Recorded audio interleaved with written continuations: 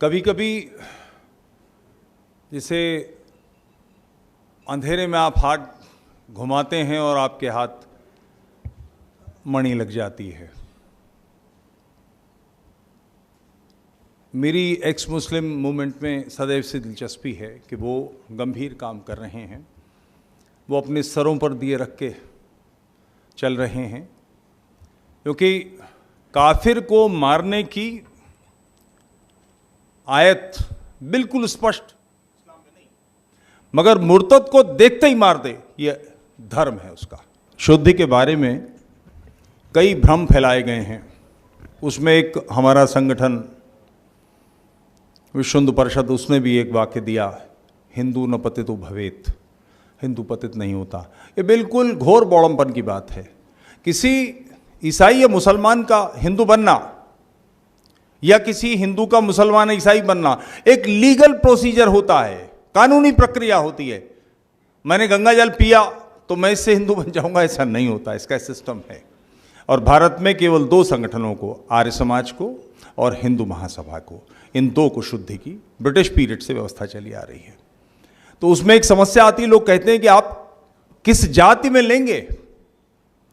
तो हिंदू महासभा के आचार्यों ने इसको तय किया कि जो शुद्ध कराएगा वो अपना गोत्र दान देगा।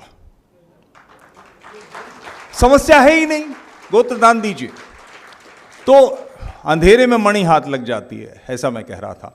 मैं जयपुर डायलॉग में वक्ता के नाते था, मेरे पास फोन आया कि मैं घर वापसी कर रहा हूं, मुझे गोत्र दान दीजिए। तो मैंने कहा मैं तो जयपुर हूं। तो उसने कहा मैं आपको पिता की तरह समझता हूं, मानता हूं, आपका गोत्र मेरा गोत्र। समीर ने अपना नाम सिद्धार्थ चतुर्वेदी रखा। This boy deserve standing ovation. इसे खड़े होकर स्वीकार कीजिए। समीर आओ, आओ, कम कम कम, यहां यहां।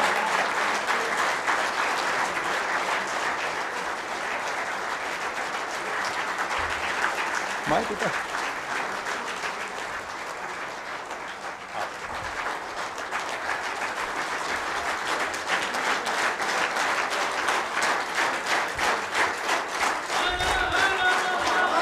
महादेव।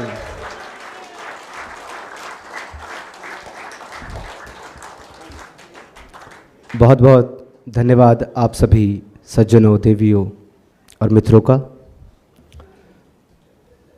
मैं सर्वप्रथम तो मेरे पिता तुल्य श्री विनय कृष्ण चतुर्वेदी जी उर्फ तुफैल चतुर्वेदी जी का हार्दिक धन्यवाद करता हूं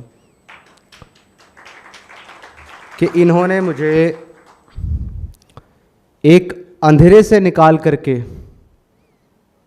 एक ऐसे अथाह प्रकाश में लाकर खड़ा कर दिया है जहां मैं आप जैसे हीरे और नगीने देखता हूं।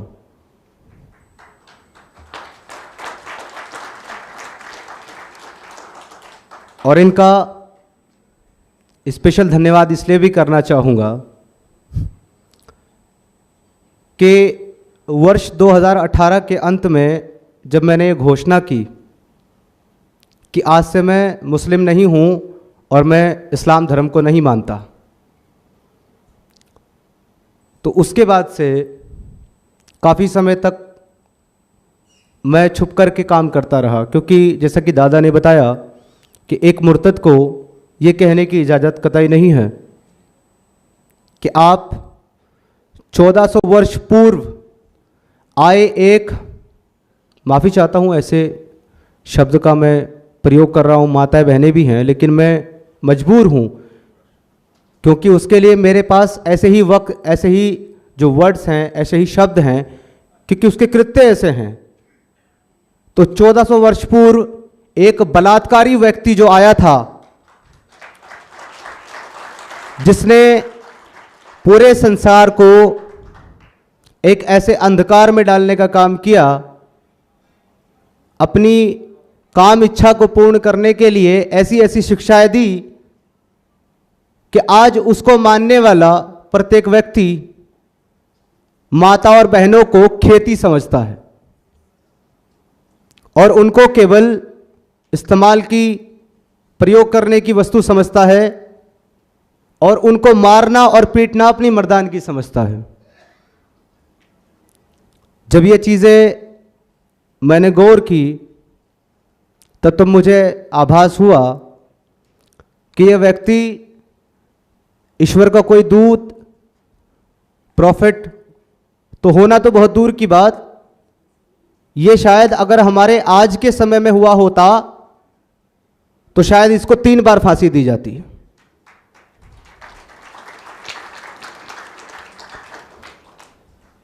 अपनी बात को बहुत संक्षेप में रखते हुए सबसे पहले मैं आपको अपना तुच्छ सा परिचय देना चाहता हूं, क्योंकि मैं स्वयं को परिचय के लायक नहीं समझता। मैं एक मुस्लिम सुन्नी परिवार में हरिद्वार की पावन धर्म नगरी के शहर रुड़की में पैदा हुआ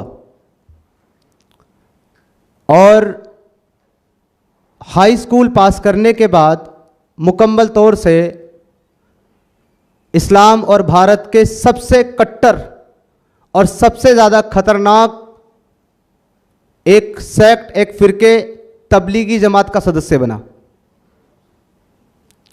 और तबलीगी जमात में कार्य करते हुए मैंने इस्लामिक स्क्रिप्चर और उनकी पुस्तकों को पढ़ने का जो कार्य शुरू किया। परंतु मेरी गलती ये थी कि मैंने बचपन से कुरान ना पढ़ करके पहले स्कूली शिक्षा ले ली थी, जहां मेरे गुरुजनों ने मुझको बताया कि मानवता, इंसानियत, धर्म, कर्म, प्रेम, सौहार्द क्या चीज होती है। तो कुरानी शिक्षा मुझे नहीं भाई। यदि मैंने भी और व्यक्तियों की तरह सर्वप्रथम कुरानी शिक्षा ली होती, आज हम देखते हैं बहुत सारे डॉक्टर्स हैं, बहुत सारे साइंटिस्ट हैं, उनको साफ मालूम होता है कि साइंस के बारे में जितनी बातें इस आसमानी किताब में लिखी गई हैं और मेडिकल साइंस के बारे में जितनी भी बातें लिखी गई हैं वो किसी चुटकुले से ज्यादा कुछ नहीं है। परंतु फिर भी अफसोस की बात है कि एक डॉक्टर, एक साइंटिस्ट जो कि इस पीसफुल कम्युनिटी से आता है और गलती से माँ बाप अच्छे मिल गए, थोड़ा पढ़ लिख लिया, तो वो भी ये कहता है इस्लाम पे बात मत करना, इस्लाम पे बात मत करना, क्योंकि इस्लाम में अकल लगाना हराम है।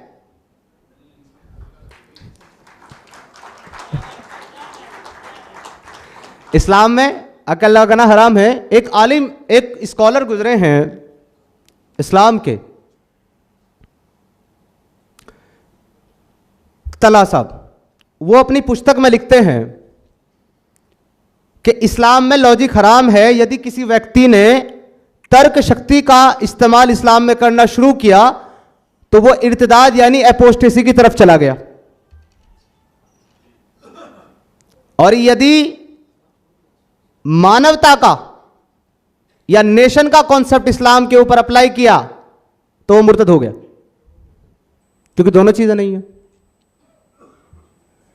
न तर्क है, न कोई साइंटिफिक बात है, न कोई मेडिकल बात है। एक हवा हवाई किताब है जिसमें हवा हवाई किस्से हैं। एक आदमी, मैंने एक मूवी देखी थी जिसमें बताया गया कि अगर हम अपने ग्रेविटी का जो लेवल है अर्थ के ऊपर, उससे बाहर जब हम स्पेस में चले जाते हैं तो अगर हमने एस्ट्रोनॉट सूट ना पहना हो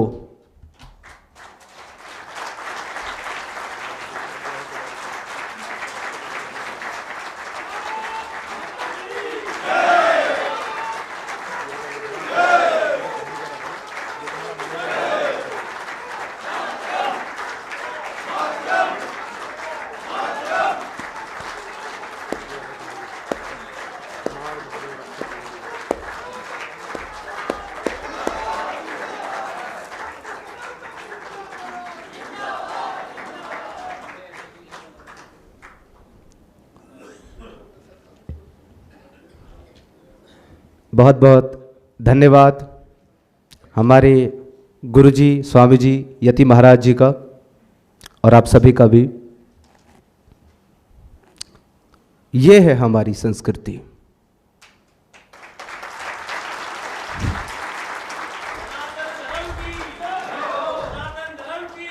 जय जय, हर हर महादेव, जय हिंदू राष्ट्र। तो देवीय सज्जनों, मित्रों, मैं एक चर्चा कर रहा था कि साइंटिस्ट ने बताया कि अगर आप स्पेस के अंदर विदाउट एस्ट्रोनॉट सूट चले जाए ना, तो आपकी बॉडी फट जाएगी, क्योंकि ग्रेविटी लेवल है नहीं, तो आपकी बॉडी फट जाएगी। मैं सोचता हूं 1400 साल पहले एक व्यक्ति गधे पर बैठकर कैसे चला गया।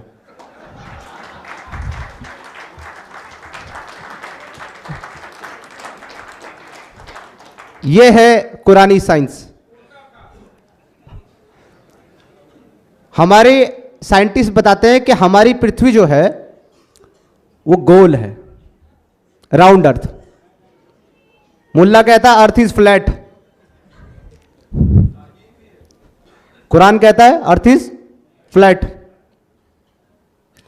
हमारे साइंटिस्ट कहते हैं हमारी अर्थ रोटेट करती है। साइंस का स्टूडेंट था, गलती हो गई मुझसे, कुरान पढ़ने से पहले साइंस पढ़ ली। कुरान साइंस कहता है कि हमारी अर्थ रोटेट करती है।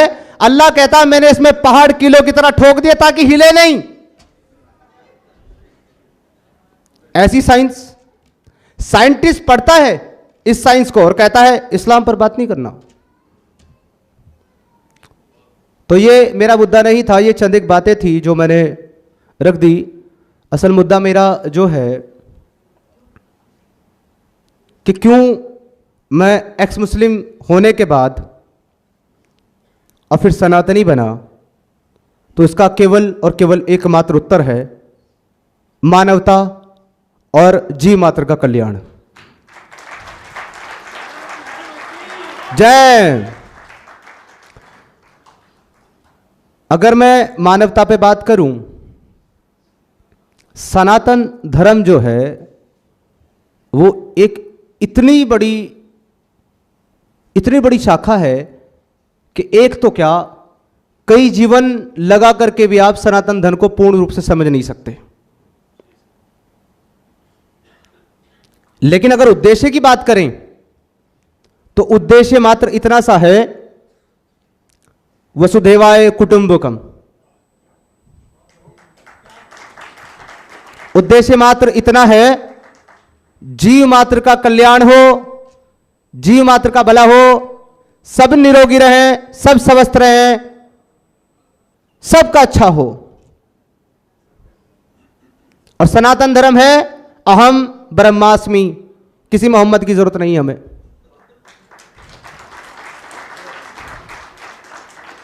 हमें किसी मोहम्मद की जरूरत नहीं है।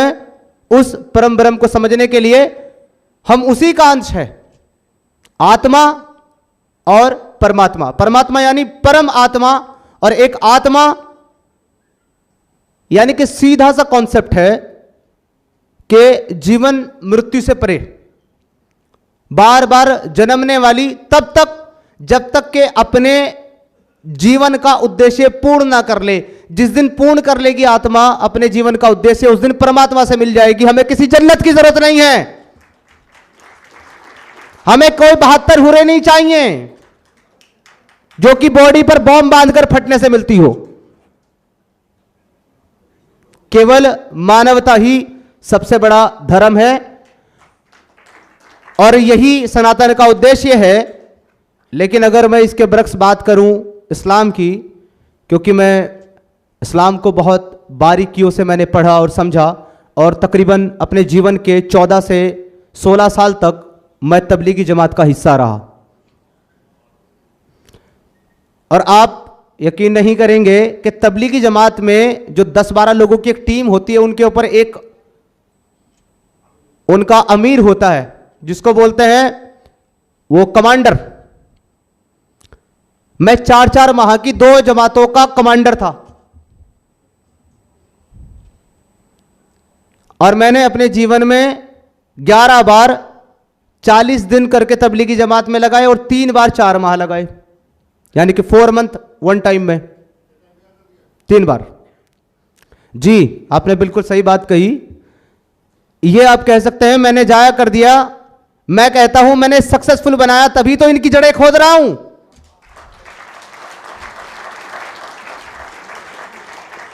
यदि मैंने ये ना लगाया होता तो मैं आज आपको बता नहीं पाता कि अंतर क्या है।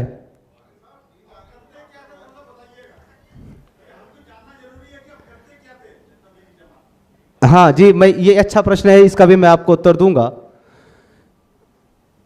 तो अभी बात जो है मैं मानवता की कर रहा था। तो यदि इस्लाम में आप मानवता ढूंढेंगे, 6663 आयतें कुरान के अंदर मौजूद हैं। मैं अपने पीसफुल कम्युनिटी वाले भाइयों से पूछता हूं, एक सिंगल आयत मुझे दिखा दें जो मानवता की बात करती हो।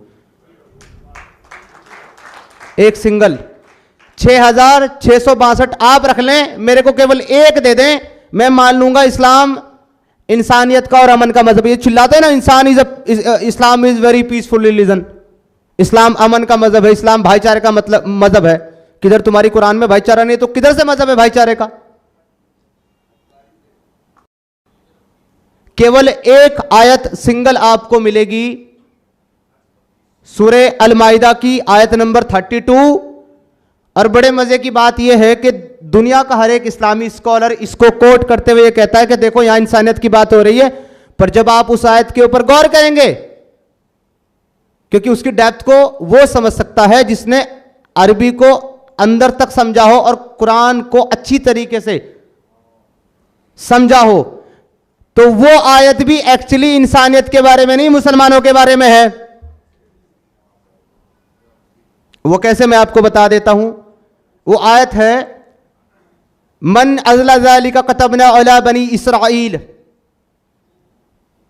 मन कतला नफ्सिन बिगैरी औ फसादिन फिल अर्ज़, कि अगर किसी ने भी किसी एक इंसान को कत्ल किया 2 गुनाहों के अलावा, यानी अगर 2 गुनाह करता है तो उसमें वो नहीं आएगा।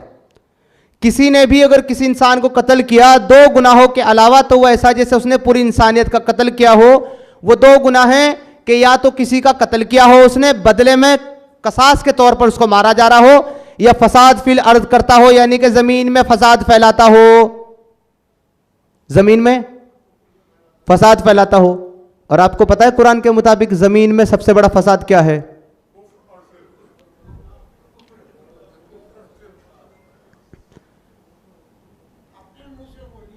तो जो कुफ्र है, अल्लाह के सिवा किसी और की इबादत करना, यह जमीन का सबसे बड़ा फसाद है।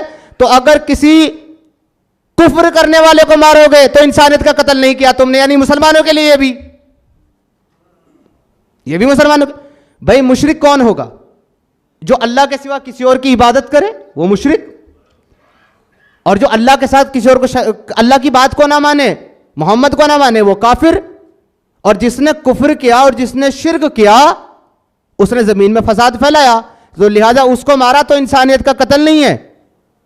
केवल जो शिर्क ना करता हो और जो कुफ्र ना करता हो उसको मारा तो इंसानियत का कत्ल है। वो कौन है? जो शिर्क नहीं करता। तो ये आयत भी एक ले दे के थी इनके पास, वो भी खत्म।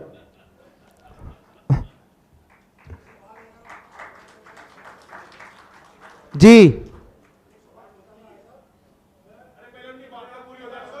मैं थोड़ा सा इसको कंप्लीट कर लूं, फिर मैं, उन्होंने पूछा था मुझसे प्रश्न के तबलीगी जमात में क्या करते थे, आपका भी प्रश्न मैं ले लूंगा दोनों। अच्छा, ये इसमें एक और सबसे बड़ी प्रॉब्लम ये है इस आयत के अंदर कि इसमें शुरू में ही कहा, इसमें एक्चुअली ये नहीं बताया जा रहा कि तुमने ऐसा करना। इसमें ये जो कुरानी अल्लाह है, ये पिछली किसी किताब में कही हुई बात का प्रायश्चित कर रहा है, पश्चाताप कर रहा है कि मैंने ये क्यों कह दिया। क्योंकि जब बात शुरू होती है तब ये कहा जाता है मन अज़ला ज़ालिका कतबना अला बनी इसराइल, कि इसलिए हमने बनी इसराइल को कहा था, मोहम्मदियों को नहीं कहा था, मुसलमानों को नहीं कहा, यहूदियों को कहा था कि अगर तुमने किसी एक को मारा तो पूरी इंसानियत को मारा, अगर वो जमीन में फसाद ना फैलाता हो। तो उसका पश्चाताप करते हुए अब 33 में जब आ जाता है, 5 की जब 33 में आता है तब कहता है, और युहारिबून का लफ्ज इस्तेमाल करता है। पूरी आयत में आपको पढ़ के बताता हूं, मेरे माइंड से निकल गई, सॉरी। थोड़ा सा मैं आपको इसके बारे में बता देता हूं कि इसमें क्या कह रहा है। एक्चुअली इसमें 32 के ठीक बाद 33 आती है, और 33 में ये 32 की गलती को सुधार करके ये कह रहा है कि मैंने ऐसा कहा था, परंतु अब आपको 33 को फॉलो करना है।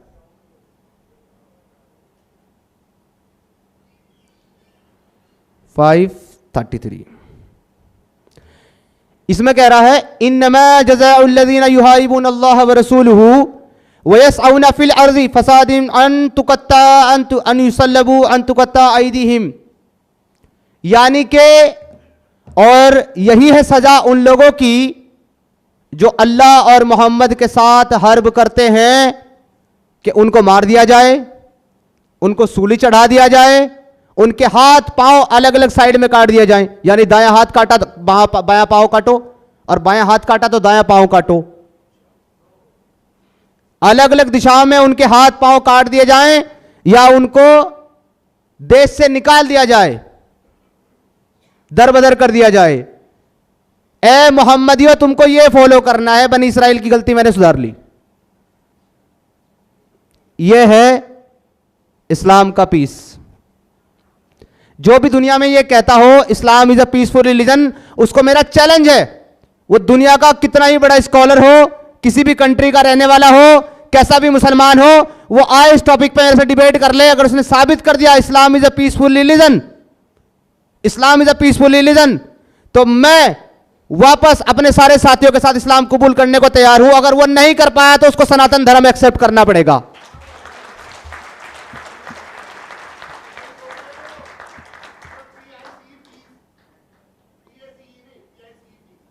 जी, टुकड़े टुकड़े गैंग।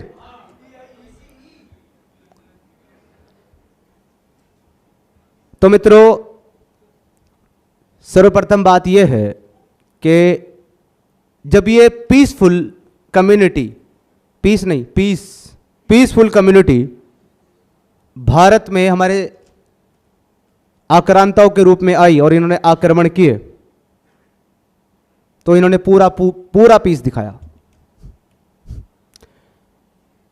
इतने पीसफुल थे कि मैं हरिद्वार नगरी का रहने वाला हूं, जैसे कि मैंने आपको बताया। वहां पर बाबा जी तैमूर लंग आया था।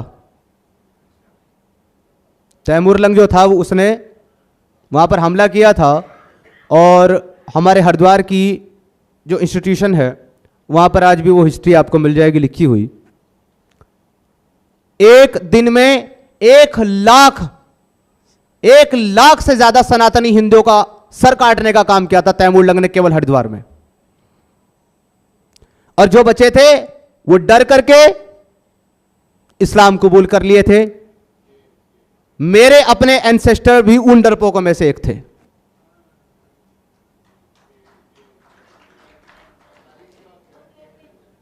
जो तलवार के डर से इस्लाम को कबूल किए, मेरे अपने एंसेस्टर भी उनमें से एक थे। मैं केवल इस मंच के माध्यम से मेरा यह संदेश देना चाहता हूं, यदि मैं आपको अपनी बात बताऊं तो मैं अपने मुसलमान भाइयों से नफरत नहीं करता, मुझे उनसे हेट नहीं है।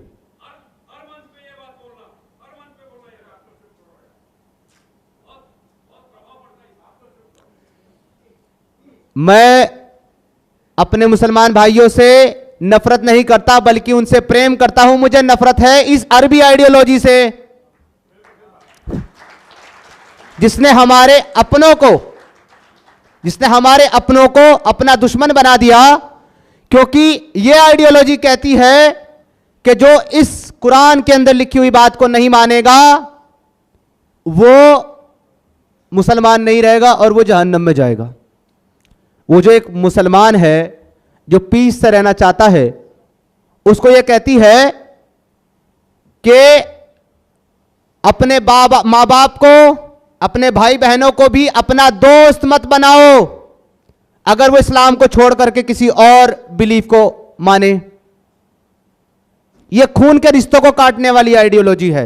ये किताब, ये खून के रिश्तों को काटने वाली किताब है, जो माँ बाप और भाई बहन के पावन रिश्ते को भी काट डालती है। कहती है कि उसको भी मोहब्बत मत करो, उससे भी प्यार मत करो, अगर वो तुम्हारे इस्लाम के अलावा कोई और बिलीफ अख्तियार करता हो। यही कारण है कि ये हमारे अपने भारतीय अखंड भारत का हिस्सा, ये पाकिस्तानी हो, बांग्लादेशी हो, या फिर ये नेपाली हो या भारतीय हो, ये सब अखंड भारत का हिस्सा है। ये सब हमारे अपने इस कट्टर आइडियोलॉजी की वजह से हमारे अपने दुश्मन बन गए हैं। हम बाकायदा यूट्यूब के ऊपर मूवमेंट चलाते हैं अपनी, एक्स मुस्लिम मूवमेंट के नाम से। मेरा अपना खुद का चैनल है एक्स मुस्लिम समीर के नाम से, जहां मैं डिबेट करता हूं। 240 डिबेट कर चुका हूं आज तक यूट्यूब पर, 240 मुल्लाओं के साथ। आज तक एक भी टॉपिक में कोई मुल्ला मुझे हरा नहीं पाया।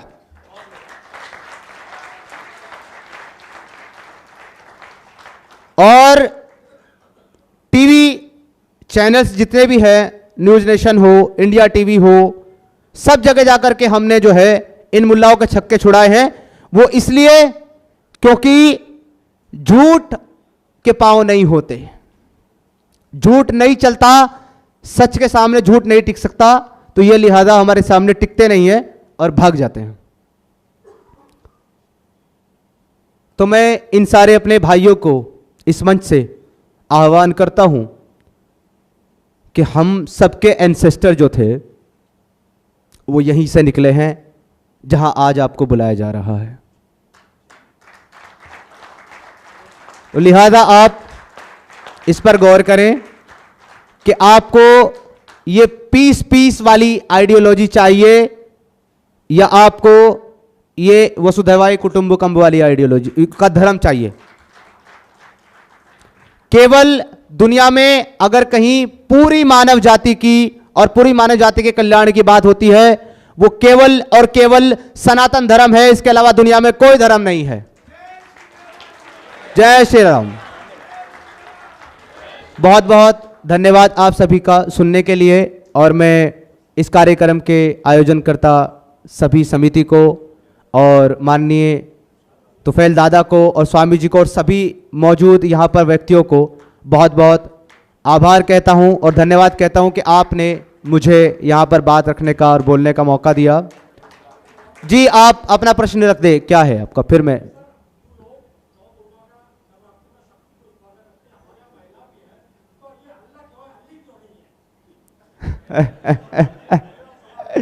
इसका जवाब आपको कुरान में मिलेगा।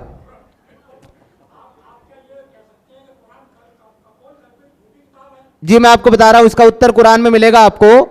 कुरान में ये अल्लाह कहता है, जी मैं बता रहा हूं ना क्यों कहता है, हाँ मैं बता रहा हूं, वो इसका उत्तर दे रहा हूं आपको। कुरान में ये अल्लाह कहता है कि मैं बेटा कैसे पैदा कर सकता हूं, मेरी तो कोई बीवी नहीं है। वो कह रहा है कि बिना बीवी के मैं बेटा पैदा नहीं कर सकता, लेकिन मरियम बिना बाप के बेटा पैदा कर सकती है। वो अल्लाह से ज्यादा पावरफुल है। धन्यवाद।